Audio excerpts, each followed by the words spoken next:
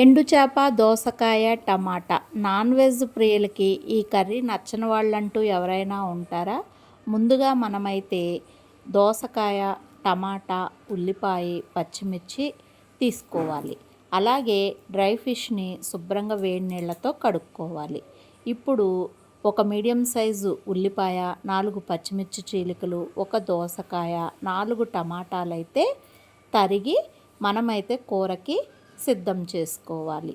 ఈ కర్రీకి మనము సరిపడినంత ఆయిల్ని అయితే యాడ్ చేసుకుని దానిలో మనం ముందుగా కడిగి పెట్టుకున్న డ్రై ఫిష్ని వేయించి పక్కకు తీసుకోవాలి. తరువాత ఉల్లిపాయ, పచ్చిమిర్చి, దోసకాయలో పసుపు, ఉప్పు వేసి ఆయిల్లో మూత పెట్టి మగ్గించుకోవాలి.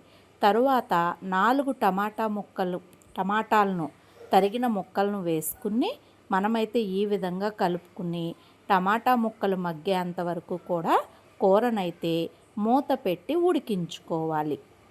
ఇప్పుడు మనకి టమాటా ముక్కలు కూడా మొత్తం మగ్గిన తర్వాత కూరకు సరిపడినంత కారాన్ని అయితే యాడ్ చేసుకుని కలయి పెట్టుకుని మనం ముందుగా నూనెలో వేయించి పెట్టుకున్న ఎండు చేప ముక్కలనైతే యాడ్ చేసుకుని కూరకు సరిపడినంత వాటర్ని అయితే పోసుకుని మూత పెట్టి సన్నని మంట పైన మగ్గించుకోవాలి.